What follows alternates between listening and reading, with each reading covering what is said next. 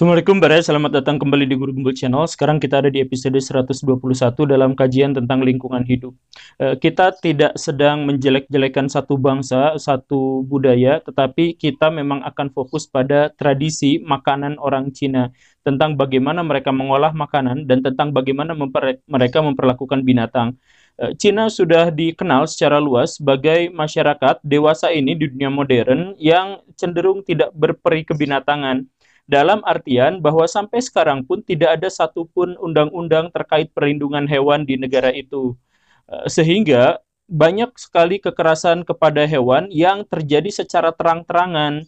Sudah dihujat oleh netizen, baik oleh netizen internasional maupun netizen di negaranya sendiri, tetapi penyiksaan terhadap hewan ini sudah menjadi sangat biasa. Walaupun sudah menjadi biasa, banyak di antara orang-orang yang tidak kenal sampai seberapa dalam penyiksaan itu dan sampai seberapa lekat dengan tradisi masyarakat Cina.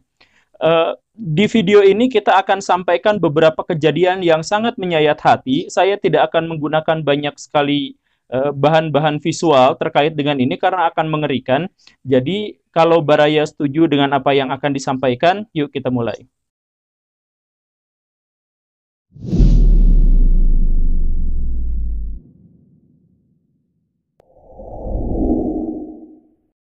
Baraya, sisi buruk dari melaksanakan tradisi adalah bahwa tradisi itu tidak sesuai dengan setiap zaman. Ada relevansi tradisi pada satu zaman, tapi di zaman lain dia menjadi kadaluarsa. Nah, saya ambil contoh begini. Masyarakat Cina itu kalau makan pakai sumpit, itu tradisi yang sama sekali tidak menjadi sebuah masalah. Tapi kalau tradisi itu diterapkan di zaman sekarang dengan populasi yang mencapai lebih dari 1,3 miliar manusia yang membutuhkan sumpit, maka Cina harus menebang sampai 20 juta pohon per tahun hanya untuk menyuplai kebutuhan sumpit. Disinilah masalah tradisi itu menjadi bumerang. Kita ambil contoh yang lebih fatal lagi, misalkan harimau itu sampai sekarang menjadi hewan yang terancam punah. Apa yang membuatnya terancam punah? Perusakan habitat dan perburuan. Kenapa harimau diburu? Kebanyakan yang memburu harimau itu motifnya adalah Cina, karena pengen dijual ke masyarakat Cina. Apa yang membuat masyarakat Cina sangat membutuhkan harimau? Mitos bahwa harimau adalah hewan yang sangat jantan, yang sangat kuat, sehingga penisnya katanya kalau dikonsumsi akan menyebabkan seorang itu memiliki vitalitas seksual yang sangat kuat.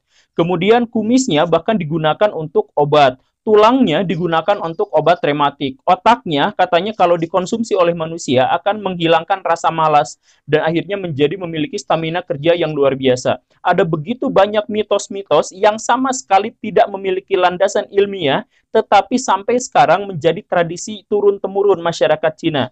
Dan akhirnya harimau-harimau di seluruh dunia dibantai untuk diekspor ke Cina. Yang lebih menyakitkan lagi adalah bahwa negara Cina sampai sekarang adalah negara yang tidak memiliki undang-undang perlindungan hewan sama sekali. Jadi kalau di sana ada hewan yang disiksa, maka itu sama sekali tidak bisa diadili atau sama sekali tidak bisa dijadikan delik hukum. Akhirnya WWF menyebut ada 4.000 harimau yang harus dibantai untuk memenuhi permintaan dari obat kuat masyarakat Cina. 4.000 harimau itu nampak sedikit, tapi di antara jumlah harimau yang sangat sedikit, ini adalah ancaman serius. Harimau di seluruh dunia menjadi salah satu hewan paling langka, dan mungkin ke depan kita tidak akan bisa melihatnya lagi, selama perburuan itu masih terus dilestarikan. Hewan lain yang hampir punah gara-gara tradisi masyarakat Cina itu adalah badak. Dulu, badak itu sekitar 1 abad yang lalu itu jumlahnya 500.000. Tapi tahun 1970 itu jumlahnya menyusut drastis menjadi hanya 29.000 di seluruh dunia. Dan dari 29.000 di seluruh dunia itu, per tahun rata-rata 1.000 badak dibunuh agar culahnya diambil untuk menjadi pengobatan masyarakat Cina, lagi-lagi untuk obat kuat. Misalkan ada sebuah data yang disebutkan tahun 2015 ada 1.349 ekor badak yang dibunuh.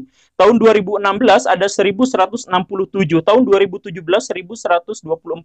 Terus di atas 1.000 selama beberapa tahun.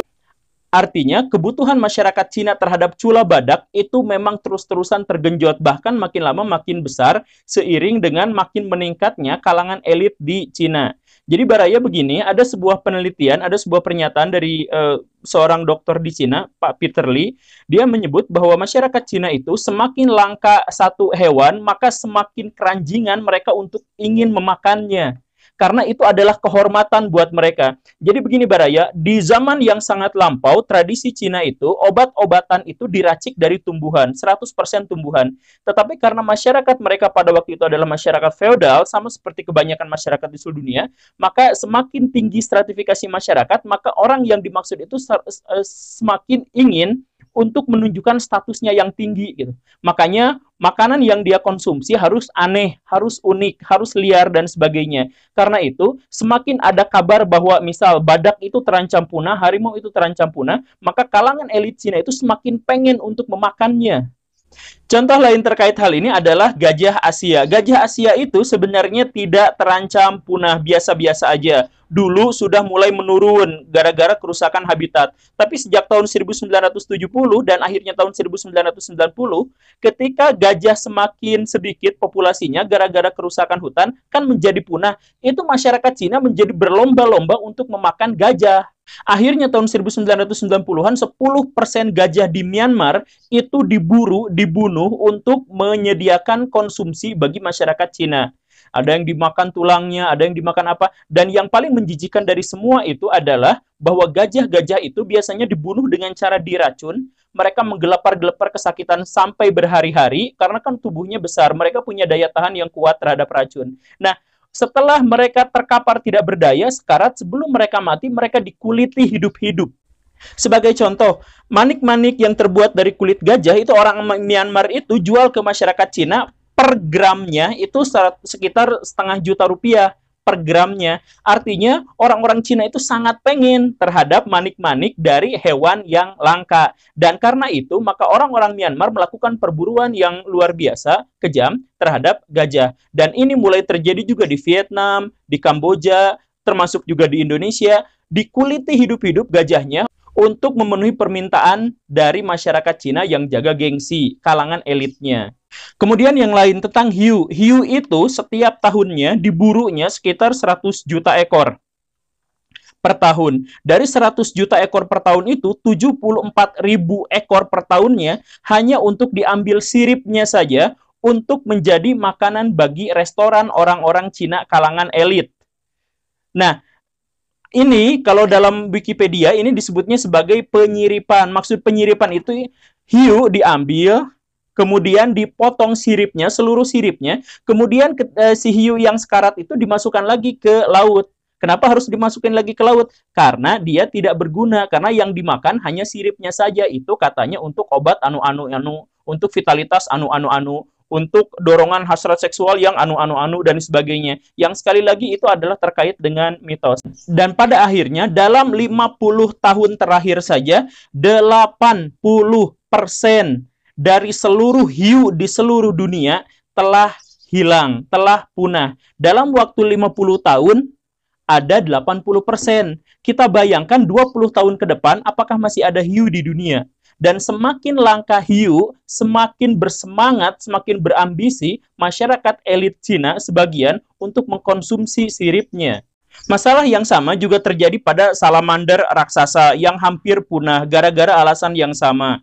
Kemudian terenggiling hampir punah gara-gara alasan yang sama. Semuanya gara-gara ini butuh makanan. Semakin orang Cina kaya, kalau dia tradisional, kalau dia masih memelihara tradisi masa lalunya, biasanya dia semakin berambisi untuk makan makanan hewan liar. Ingat, harus hewan liar. Pemerintah Cina dan aktivis di sana sebenarnya sudah mengupayakan bagaimana caranya agar masyarakat Cina tidak makan hewan liar. Mereka bikin penangkaran-penangkaran. Jadi harimau bikin penangkaran, badak bikin penangkarannya. Biar tradisi tetap langgeng, tapi konsumsi hewan tidak merusak lingkungan. Tapi ini masyarakat Cina yang kolot ini nggak mau. Mereka pengen yang liar. Karena yang liar itu lebih dekat sama alam. Jadi ketika mereka makan, itu unsur-unsur alamnya katanya bisa menyatu dengan tubuh. Mereka nggak mau yang penangkaran. Sekarang kita masuk ke poin selanjutnya tentang bagaimana tradisi masyarakat Cina tentang makanan, bagaimana mereka mengolahnya. Begini Baraya, di salah satu desa di Cina itu ada tradisi cabut kepala ayam. Ini adalah untuk meringankan jodoh. Jadi buat yang susah jodoh, katanya, ada upacara tertentu namanya upacara tarik kepala ayam. Jadi ada ayam dipegang sama dua orang, salah satunya megang kepalanya dan mencabutnya sekeras-kerasnya sampai putus. Tradisi ini sebenarnya sudah hilang sebenarnya, tetapi pemerintah daerah Cina berpikir bahwa ini bisa dijadikan sebagai objek wisata, atraksi wisata. Akhirnya sekarang dibuka lagi dengan sebuah atraksi yang meriah. Jadi setiap tahun ada kepala-kepala ayam yang dicabut dari badannya secara brutal. Bayangin ayam atau bebek dipegang sayapnya, dipegang kakinya, cabut kepalanya, dan itu dilaksanakan dengan sukaria. Tradisi yang lain, di Guangdong ada kebiasaan masyarakat elit Cina untuk makan otak monyet hidup-hidup. Jadi monyet biasanya dijepit lehernya, disimpan di meja makan, kepalanya doang mendengak itu, kemudian kepalanya dibelah hidup-hidup dan otaknya disendok dimakan. Harus hidup-hidup, ini juga demi karena semakin hidup, semakin mentah, semakin natural, rasanya semakin kuat. Sudah menjadi umum juga di Cina itu ada tradisi makan bayi tikus. Jadi bayi tikus itu yang lagi lucu-lucu merah-merah gitu, disumpit, cocolin ke sambal, kemudian dimakan. Apa yang menjadi menyenangkan buat mereka adalah sensasi mendengar jeritan bayi tikus di mulut ketika dikunyah. Masyarakat Cina juga punya kebiasaan unik, yaitu mereka harus minum darah dari tanduk rusa. Jadi rusa ditangkap, kemudian dalam kondisi hidup dipotong tanduknya. Tanduk rusa itu di dalamnya ada pembuluh darah, ada apa dan lain-lain gitu. Jadi rasa sakitnya itu luar biasa. Dipotong, digergaji, kemudian kan mengalir tuh darahnya dari kepalanya, dari tanduknya itu dikucurin terus gitu. Kemudian itu yang dikonsumsi. Bagaimana dengan rusanya? Dia akan mati kehabisan darah perlahan-lahan. Dibiarkan saja setelah tanduknya dipotong. Di Cina juga ada tradisi Huojialu. Huojialu itu Huojialu gitu ya. Itu keledai itu dipotong hidup-hidup. Jadi dimutilasi hidup-hidup untuk dimakan. Bagi masyarakat Cina, yang tadi itu dikatakan semakin hewan itu mentah, maka semakin hewan itu baik. Jadi kalau masih sangat segar, dalam artian hewannya masih hidup, itu baik kalau dimakan. Makanya tadi sempat saya sebutkan, gajah itu dikulitinya harus hidup-hidup. Biar ada sensasi kehidupan naturalnya gitu. Kemudian keledai dalam porsi makanan ini adalah keledainya diikat, kemudian dipotongnya hidup-hidup sedikit-sedikit, baru dimakan. Varian lain ada Chow Lu Rou. Itu si keledainya bukan dipotong hidup-hidup, tapi dikuliti hidup-hidup.